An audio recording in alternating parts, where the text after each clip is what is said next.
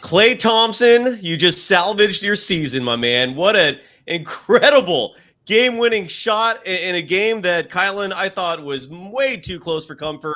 But nonetheless, the Warriors win their first home game of the year. And just like that, they're back on the road. Kylen Mills and I are going to break it all down next. The Warriors win on a game winner by Klay Thompson. This is Locked On Warriors. You are Locked On Warriors, your daily Golden State Warriors podcast. Part of the Locked On Podcast Network, your team every day.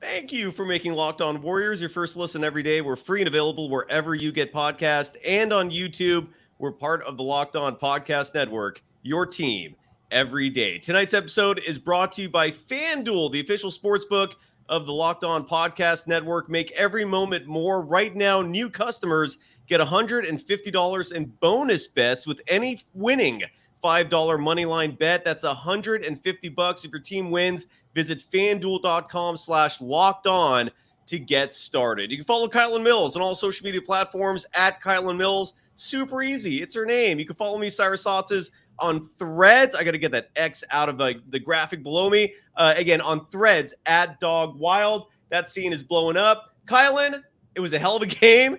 Again, as I said before, a little too close for comfort. I was about to come into this program with a totally different direction. And then Klay Thompson hits that dagger for the game winner. Your immediate reaction, and how are you? Doing well, Cy. The positive thing is that the Warriors can play an ugly, sloppy game of basketball and still win. This is a game the Warriors should have run away with. They're playing at home against the Kings, who are missing their best player by a long shot. De'Aaron Fox is a very special player. Without him, the Warriors should have theoretically dominated. But as Klay Thompson pointed out in his post-game interview, it's a long NBA season. You're not going to play your best for 82 games, and good teams will find ways to win even when they're not on. And the Warriors struggled a bit from three. They had too many turnovers. That was one key issue, especially down the stretch. I mean, Steph had a couple that I was just like scratching my head or just shaking my head at rather. So turnovers were an issue. The 3-point shot wasn't falling, but the Warriors found a way to win. And that's a great sign because at the end of the day, good teams find ways to win on off nights. And that's exactly what the Warriors did. And it's still fun to watch the Dubs win in this kind of fashion. It's good practice for the postseason and later on in the season to be able to execute in those late game tight situations. It's something the Warriors really struggled with last season. Early on in this season, they've had a little bit of shaky fourth quarter play, so I think it was a big positive. They were able to close out. Klay Thompson hits a clutch shot, and hopefully that provides him a lot of confidence moving forward because Klay, we've talked about, has been a little hot and cold, a little bit up and down, streaky in terms of his shooting. And I think it's a really positive sign for him to hit a shot like that. It was a really tough shot. The Kings didn't fall apart by any means guarding him. I mean, it looked like Keegan Murray was going to get there for the block from behind. And he managed to get the shot off. He rose up and it was a difficult shot off the dribble. I want to give Klay a lot of credit for hitting that shot in a very clutch situation. And I'm hoping that it'll do a lot for his confidence moving forward. So overall, I think if you're the Warriors, you walk away happy you won, but still a lot of things to look at and room for improvement. Yeah, it was there were a few things there that stuck out to me in this game. I have my notes as I always do, just jotting these things down throughout the game. I thought Klay's shot was beautiful early. Like there was a moment, for example, where he hit a 3-pointer with nothing but net. I think it was in the first quarter, and then Kerr had called a timeout like a split second before he hit that three, so they took the three away, and you could tell Klay was a little frustrated by that. And then Kerr, again, one of the things that he is masterful at is scripting plays out of timeouts. And so what does he do? He makes Klay happy. He scripts a three for him. Klay hits it. I thought his shot was beautiful. He had excellent touch. And one thing that's really been standing out to me about Klay this season, even though he's been struggling for the most part shooting, like just to give his numbers real quick tonight, 6 for 15 from the field, 1 for 4 from beyond the arc, had 14 points, including that game winner. But almost night in, night out, he's been really solid in the plus minus. Like tonight, he led the team in plus minus with 10, which I think is indicative partly to his defense. partly to smart offensive play, even if the shooting hasn't been overly efficient. He had just 2 turnovers tonight in 30 minutes of play. So yeah, I mean, yeah, and like you said, I think this is hopefully a morale booster for him where he can build off this. But couple things that were interesting to me in this game that stuck out was the Warriors went to their backup unit, their second unit, which is entering tonight's game, was second in the NBA in plus minus. The Warriors bench has been incredible. We've been talking a lot about depth. Kerr went to it earlier than usual. He went to it at like the 4-minute mark of the first quarter. And then the Kings rebounded or adjusted with a zone D. And I think that flummoxed the Warriors. Did you notice that as well? And what were your thoughts on that if you did? I think definitely the zone defense maybe threw them a little bit for a wrench, but I just think that the Warriors second unit started slow. I mean, early on in the game, it wasn't clicking. It wasn't looking good. I mean, Chris Paul didn't score in the first half, and he had a very quiet night overall, finishing with 2 points. He did have 8 assists, which is key because he does facilitate, but still, he couldn't hit a shot in the first half. Kuminga had a couple, so he had some nice runs, but Moses Moody had, I think, 1 point. He had a quiet night as well, but in that first half, like, he was a little bit slow in the minutes that he got. Saric was struggling as well early on. He ended up finding his shot more, and I think he ended up making a 3 triples, if I'm not mistaken, but it just, for some reason, the second unit was not clicking early on in this game, and it was a struggle. Like I said, especially in the first half.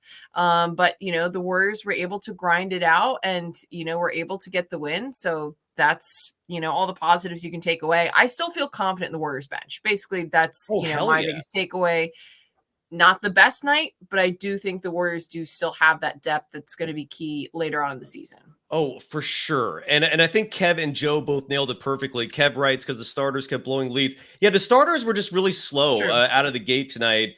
They just were flat in a lot of ways. But then, Joe, you took the words out of my mouth that we saw Klay come back in and play with that second unit to bust that zone. I think that was Kerr's intention there. That zone was really causing issues for the Warriors tonight. But again, they come out with the win. I don't know why I suddenly have this reputation for just a few fringe lunatics out there like Trina, who suddenly paint me as like a Klay hater. All I've done in this show until the preseason and early this season has shown Klay nothing but love. I don't get that, but whatever. If you want to go off and live in your fantasy land with that weird little idea, go for it. That's your prerogative. But again, it hits the game winner, his third in his career. I have to look up what the other 2 game winners are that he's hit, because I don't have any memory of when else he has done this. But let's talk about the bench for a second. And I guess let's talk about the one thing that sticks out to me in general, not just with the bench, but the whole team. The Warriors got killed on the glass tonight. The Kings came into this game without De'Aaron Fox. So you knew they were going to adjust things a little bit. JaVale McGee was just eating them up inside. Dario Saric had his struggles at times defending Domantas Sabonis. But when it comes to rebounding, they got slaughtered 48-36 on the glass. And the offensive rebounds didn't help either. The Kings had 14 just to the Warriors 7. And games like these tonight, look, the Warriors won. We're stoked, right? But in my opinion, it shouldn't have been this close. And this is where a game like this would really would have relished seeing Trayce Jackson-Davis out there. I wouldn't have minded seeing like a much bigger lineup. Like one lineup that came to my head, for example, was maybe seeing a lineup that has Trayce Jackson-Davis, Dario Saric, and Kuminga, right? That would be a big lineup because Kuminga can handle that wing position, but he's also still 6'8", right? So he gives you size. And then Brandon Podziemski averaged 8.8 rebounds a game in college. I feel like he would have helped too. Were you thinking the same thing? What were your thoughts as you saw the Warriors getting killed throughout the night on the glass? I wanted to see more Trayce Jackson-Davis for sure. He's a player that we've talked about extensively on the show. I think that he's played really well in the preseason. He's played well in the regular season minutes that he's gotten. I think he's proven that he's ready to play at this level. We just talked about him on Monday night. He's a lot more skillful than I thought. He also has a lot of attributes of a traditional big. He's good inside. I think his defense has held up a lot better than I thought it would. He has the rebounding ability. So for sure, I think when the Warriors are getting beat on the glass, he is a player that they should be looking to. Another thing that stood out to me, though, was Jonathan Kuminga, a player who we've talked about has to be more active on the glass. He finished tonight with just 1 board. He did have a couple of nice finishes, some nice baskets, but to me, he's also a player that needs to carry more of that workload on the glass, especially in games where the Warriors are struggling. We talked about it the other night, Monday night. They were successful in rebounding. And a big reason why is that everyone contributed. 9-10 guys had 3-2-3 plus or more boards. So you can't have a night where Jonathan Kuminga just doesn't bring in any rebounds. Even Moses Moody had 3 looking at the stat sheet, but I just think that there are a couple of guys who could have done a little bit more on the glass. In addition to, I would have liked to see Trace Jackson Davis. Yeah, that was weird. I looked at it. I didn't realize he only grabbed 1 rebound until I saw the box score. And because there wasn't a single play that sticks out to me where I was thinking back going, damn it, Kuminga, why didn't you attack the glass there? Why weren't you hustling there? Like, I can't think of any plays where you could single out Kuminga for not grabbing the boards, but it is weird. He only grabbed 1 for the night. Klay just had 2 rebounds. Draymond just had 2 rebounds. And Draymond played 27 minutes to Kuminga's 17. So there were a lot of players out there. Andrew Wiggins only had 2 rebounds. It seemed like it was across the board. I just think that the Kings had a bigger lineup out there. And they were taking advantage of the Warriors being smaller. But I hear you. It's a lot of blame to go around in terms of the rebounding numbers. Again, the Warriors got killed 48-36, but they still won. And that's all that matters. The Warriors are now 4-1.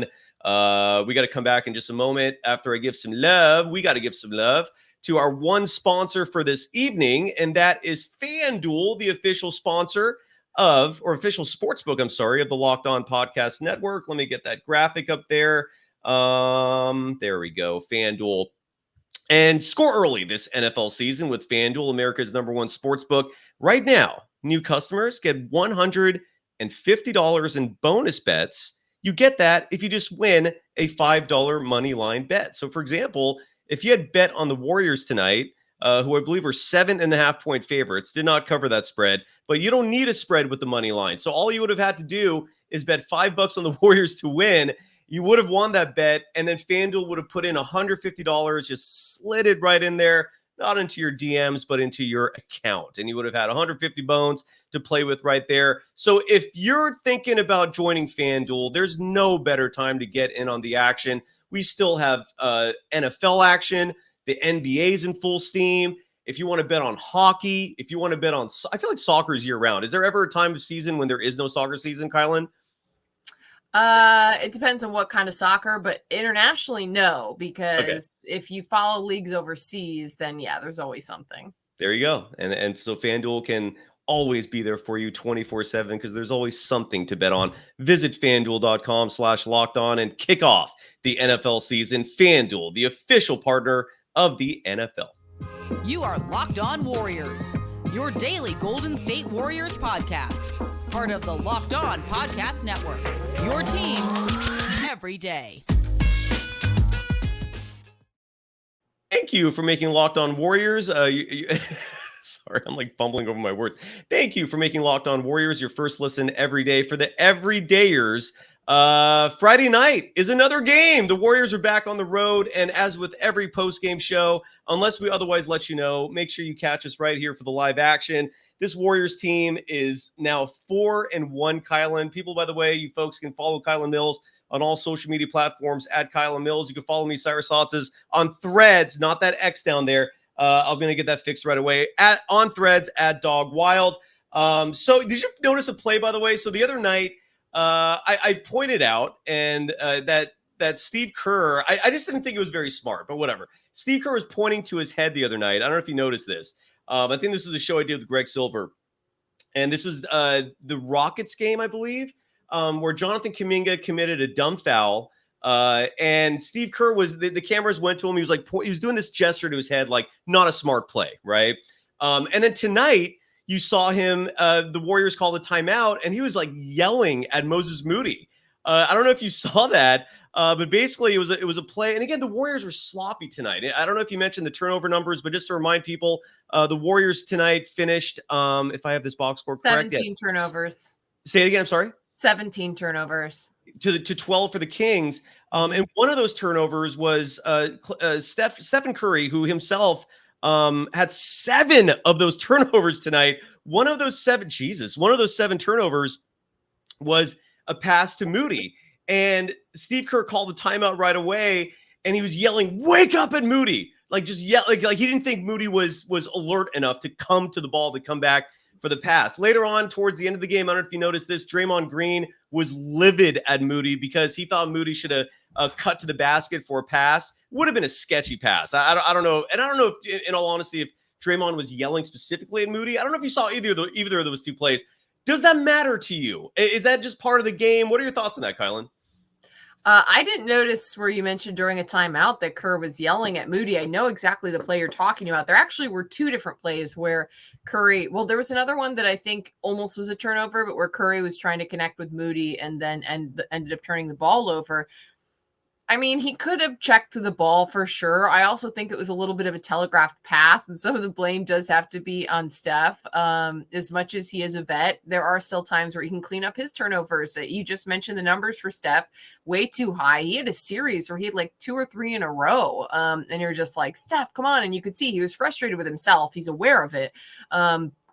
But I specifically remember that play with Moody where I think that, Steph could have also taken some of the blame, although I get Steve Kerr wanting Moody to be a little more aware and checking to the ball. But, I mean, I think it's all part of the game in terms of whether he was yelling at Moody or yelling at someone else. I mean, just the thing is, someone pointed out in the chat, bet you Kerr wasn't yelling at Steph. And yeah, I think that there is a little bit more leeway for some of the vets. And Steve Kerr knows, that Steph doesn't need to be told about mistakes made on a turnover. He's earned that right. Whereas some of the young guys, they do need to be coached up a little bit more. Jesse Brown saying that Draymond was not yelling at Moody. He was just reacting to the fact that the play did not work. And that's a possibility. I know at time when you were talking about on that one too, but I didn't realize that he was yelling specifically at Moody as well. I hope that's true. Yeah, I thought he was just yelling in frustration. So I don't know. I'm not positive about that specific play. But overall, evaluating Moses Moody, it was a quiet night for him. The shots weren't falling, not great, but I did still like that he brought defensive energy and hustle. That one block on Kevin Huerter was so fun to watch. Oh my gosh. That was incredible. And to me, to see him continue to battle, to come out and hustle and play hard defense, despite the fact that he wasn't successful offensively, was still a positive sign, shows growth, shows maturity. He had another couple plays where he broke up a pass. He prevented, I think there was a time where Keegan Murray was trying to get to the basket. He prevented him from getting through and getting a 3 as well. But I thought he still played good defense and he hustled and he ran hard. So those were some positives to take away, even though offensively wasn't really working for him tonight. Totally. There was a lot of positives tonight. I'm gonna, and again, I sit there and write these notes throughout the game. And I hope some of them work out for the show. And I think a few of these are going to really shine in terms of positives. And these are maybe subtle. Maybe people noticed them. Maybe they didn't. But Kylen, I'm going to run each of these past you. Let me know what you think. First things first, I'm noticing Jonathan Kuminga's decision-making drastically improved from a year ago. There was a play, for example, I believe this was in the second quarter, where he normally, I feel like in years 1 or 2, would have proceeded to attack the rim. He was heavily guarded, but instead he passed up what would have been a difficult drive for an easy pass to Saric. Saric made the bucket, and then the very next play, he gets past the ball, I believe, at the top of the key and drains an easy 3. And these subtle things, I think, are signs of maturity, signs of the game starting to slow down for him a little bit. When the Kings were playing that zone D on that second unit, Kuminga made a few huge buckets inside in the paint. Just some mid-range floaters, because those are the holes in a defense when you're playing against a zone. Are you noticing that as well, or not? What are your thoughts on that? I think Kuminga's continued to progress in a number of ways. The decision-making is better. The shot selection is better. He's not forcing it offensively. Just want to take a look here at his final numbers really quick. Ended up 4 for 9 from the floor, 1 for 2 from 3. A board, an assist.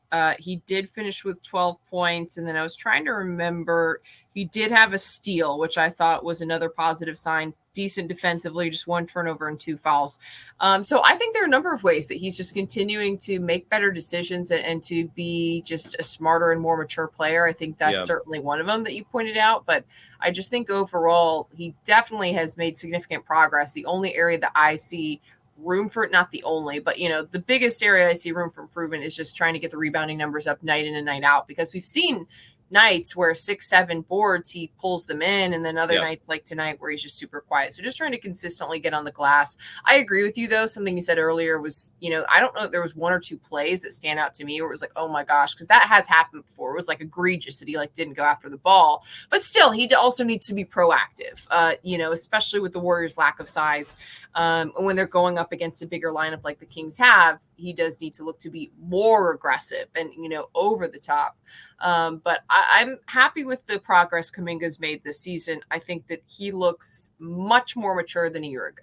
Absolutely. Yeah. And then there was also a play, I've been partly jovial in criticizing Steve Kerr for not winning coaching challenges. He won one tonight. I don't know if you noticed that. It was an egregious call. Oh, it was a terrible call. You're talking Awful. about that charge? Yeah, elaborate, please. Yes. Yeah. Well, that was a no-brainer. That was a no-brainer. I mean, whether it was a charge or block, like that was an awful call. Clearly, the feet were still moving.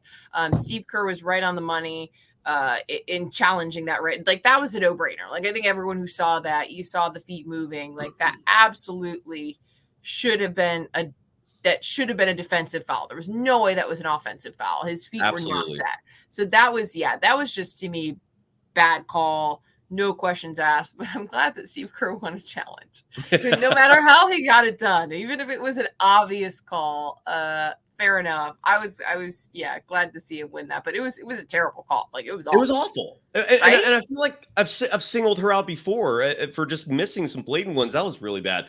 But regardless, yeah. So Kuminga made the free throw for a 3-point play on that specific coaching challenge that again they won. Another thing I'm noticing, which is a huge positive, and I don't know if it reflects in the box score tonight, but the Warriors are night and day, in my opinion, between last year and this year in terms of getting to the line, in terms of getting free throw attempts. And that's where I think Chris Paul is making a difference. I think that's one of the many facets of Kuminga's game that has shown growth. He's getting to the line a lot more now, partly because he's attacking. And it really stuck out to me because in the second quarter, it was around the 5-minute mark, the Warriors were in the bonus. And there have been a lot of games last year. My God, I mean, It was like all season long. So this year, though, I mean, in terms of tonight, in terms of the free throws, the Warriors had 15 free throw attempts to 23 for the Kings. And again, part of that is the Kings are a much bigger team. You're going to go to the line more when you're a bigger team because those big dudes are getting fouled more often by smaller players. But what are your thoughts on the Warriors actually like getting to the line? I mean, those are free points that they're finally getting again. What are your thoughts on that? Yeah, it's been much better this season. I also, that second quarter is the one that stood out to me because they were able to get into the bonus so quickly, but they're just being more aggressive and smarter. Someone just mentioned in the chat though, where was it? Oh, Kev F says CP3 teaching them all his tricks. And that actually made me laugh. And I do wonder how much Chris Paul might be having an effect on that because he is the king of drawing contact. I don't want to say acting. He's on our team now, so I'm not trying to be critical, but he is very good at getting calls in addition to drawing contact. He is very good at making it apparent, which now that he's on, on the Warriors, that's great. We'll take it. So I do wonder if CP3 has been a factor at all. But the Warriors are doing a much better job. And to me, if you're not a big team, like you said, that's drawing the fouls inside, you have to be aggressive in attacking the basket because players aren't just going to foul you shooting threes. You have to be attacking the basket and they have to be aggressive. And I just think the Warriors have done a better job of that this season. So that's one thing that stood out in this game. I think they had the advantage in points in the paint. Do you have the box score up? I do. Because the Warriors are doing a good job of getting the ball inside, and that's where you're going to draw fouls and you're going to get more contact and you're going to end up at the line more. And I thought they had the advantage tonight because they did do a good job of that. They did. They outscored the Kings in points in the paint 46-38. Incredibly, the Warriors had less field goal attempts in the paint. They had 38 field goal attempts in the paint to 41 for the Kings, but the Kings were missing a lot of them. The Kings were just 19 for 41 from inside the paint, where the Warriors were 23 of 38. Part of that is also Gary Payton II, who's always savvy inside. Was it weird to you, by the way, that the Warriors, despite having a night where they're getting killed on the glass, their lineup the last 2 minutes and change was Curry, Chris Paul, Gary Payton II, Klay Thompson and Draymond. Klay's the tallest player in that lineup. That was yeah, that was wild to me. I'm really stoked the Warriors came away with the win tonight, because some of the decisions in terms of the players coming in and out were baffling. And I don't know, did you think that too, or were you comfortable with that? Literally, that exact lineup had me scratching my head. Also, because Gary Payton II is the team's defensive specialist, and not that he doesn't have his moments offensively, but like the Warriors were trailing, and they were trading bucket for bucket with the Kings quite often. But like a minute 30 to go, the Warriors were trailing. They need a basket. Why do you have the smallest lineup on the floor with Gary Payton II? Yeah, but it worked out. I think the logic was Gary. Look, Malik Monk is an incredible player. It kind of blows my mind that the guy is not a perennial all-star, because every time I feel like he attacks the paint, he drives to the rim, he scores, or at least he comes close. Like he's a solid 3-point shooter. I don't get why he's not. He doesn't have bigger numbers, why he doesn't have more accolades than he does. He's a fantastic player. And I think the Gary Payton II move was partly to defend him. That would be my guess. But yeah, that was weird. I don't know what's going on in the chat, by the way. What is going on in the chat? Are you following this, Kylen? There's like fighting about Jordan Poole. There's like some Kings. I don't know what's going on in there. I just don't know if it's worth touching on it or not. I don't know, but yeah, there's some drama going on there. Whatever. Have fun. I just can't follow what's going on, but there seems to be some drama in our chat. I love our fans, so I hope everyone's doing okay there. Anyway, so Gary Payton II, real fast, his box score. He played 22 minutes tonight. Again, just had 4 points. You don't usually rely on Gary Payton II for the numbers. But I really love the fact, and I posted this actually. One thing with threads I like is you can write longer posts. You have a much longer character limit, so I can actually just write borderline little mini like columns.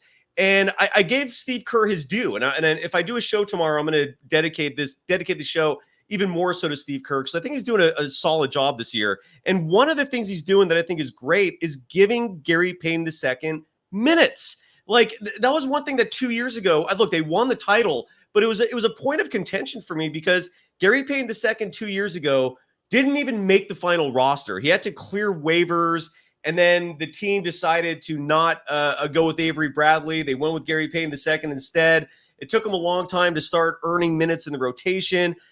And to me, he's a guy who you should be night in, night out giving 20 minutes plus, guaranteed. Like, he deserves that. And Kerr's doing that this year. So I want to give Kerr his kudos for actually playing Gary Payton II, because the dude makes such a difference. I mean, I guarantee you ask any opposing player, like which Warriors individual is causing the most havoc, and the answer is probably going to be Gary Payton II. What are people writing here? And so anyway, so I just want to give Gary Payton II and Steve Kerr their due. Anything you want to add on Gary Payton II? No, happy to see him playing. And I also just think Kerr needs his due on playing the youngsters. I hope it continues. I mean, that's the other biggest standout thing to me about the way Kerr has been coaching early on in the season is giving Jonathan Kuminga, Moses Moody opportunities. And I want to see continued opportunities for Trayce Jackson-Davis and Brandon Pajemski. That's going to be key to me moving forward in the season. I think they both have a lot to offer. They've both shown they can play at this level. They can contribute. And there should be times where the Warriors are able to work them into the rotation. So I'm looking for Kerr to continue to do that. I'm still not sold on how small he's been going at times, like we just pointed out late on this game, but he does deserve credit not only for playing GP2, but playing the young guys. And I hope that he continues to find opportunities to play the rookies as well. Absolutely. No, I'm totally with you. I want more Pajemski. I want more Trayce Jackson-Davis. I'm totally with you on that, because it solves so many of these size issues. It solves the rebounding edge. Again, tonight they were out rebounded versus the Sacramento Kings, 48-36. But I think even more startling in terms of discrepancies is the fact that the Kings had 14 offensive rebounds to just 7 for the Warriors. Yeah. You play Brandon Pajemski, you play Trayce Jackson-Davis, you don't have that problem. Those two are almost like specialists in that department. So I really do wish that would happen. But another positive. Are you ready for more positives? Are we going to go too far with positives, or can we not have enough positives? Here's another positive that I noticed. One thing last year, which I thought was sorely lacking for the Warriors, and a lot of people brought this up, and it's a very subtle thing. It doesn't show up in the box score, unless people actually discuss it or report on it, you're never going to learn about it because, again, it doesn't show up in terms of measurables. But the Warriors bench, there was a lack of emotion last year. There was a lack of that pizzazz that sometimes you have in previous years, especially with championship teams, that Dub Nation's been accustomed to, right? Stephen Curry goes on a heater. He goes on a huge run, and you see the bench just going ape feces, right? They're going nuts. And last year, we didn't really see that. One play that really stuck out this year, or tonight, I'm sorry, in line with the emotional boost that a good chemistry on your bench gives you. Brandon Pajemski doing the flex. Who was it that made the basket? I don't think it was Draymond. I can't remember who it was now. Maybe it was Moody. But the point is, I'm seeing a lot more love. I'm seeing a lot more life, a lot more energy from the bench. And I think that does make a subtle difference. It's subtle, but it makes a difference. Do you agree with that, or are you not seeing it? What are your thoughts on the bench? Makes a huge difference. The Warriors last year were lacking, not just on the bench, but on the team overall, the joy. Someone pointed out in our chat on Monday, and I meant to point it out during the show, and I forgot. So if you're the one who dropped the comment in our chat on Monday, appreciate it. The Warriors are playing with joy, is what the one of our viewers, fans said. And that's absolutely apparent. And a lot of that does come from the chemistry, not just of the group, but the energy that's brought on the bench. It absolutely affects the way the guys on the floor play. They feel it. They feed off of it. And there has been a noticeable difference this year. Last year, it was just so strange. Like, it just felt so depressing on the bench. Yeah. Like, every time they showed shots of the Warriors bench, like, guys weren't excited. They weren't on their feet. They weren't happy. They were moping. It was odd because that's not been the DNA of the Warriors in the last decade, throughout their last championship runs. So it does seem that the bench not only is playing better on the court, but they are bringing the energy when they're not on the court. And it's huge. And it's absolutely huge. You love to see, you mentioned Pajemski and some of the young guys bringing it and feeding into the positive culture as well. Just seems like the Warriors have started the season on a totally different foot than a year ago. So there's a lot of positives to be taken away. And I think that's definitely one of them. Just the chemistry this team has, the way they're gelling, it just seems totally, totally different. And I was just looking at some of the post-game comments while we were chatting here on the show. And I think Draymond said something, not necessarily about the chemistry, but that was just telling.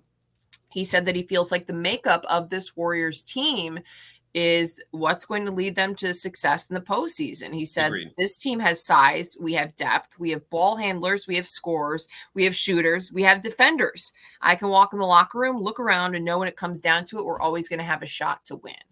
That's what Draymond Green said in the postseason today. And he's right. Even on off nights, even on ugly nights, even when the three isn't falling, even when they're turning the ball over too much, this team does have a good combination and mix of skill that is going to allow them to compete night in and night out. And the chemistry piece is also a huge part of it. Totally different feel compared to a year ago, which is awesome because a year ago, I'm not going to talk about what was going on a year ago, but it was not good.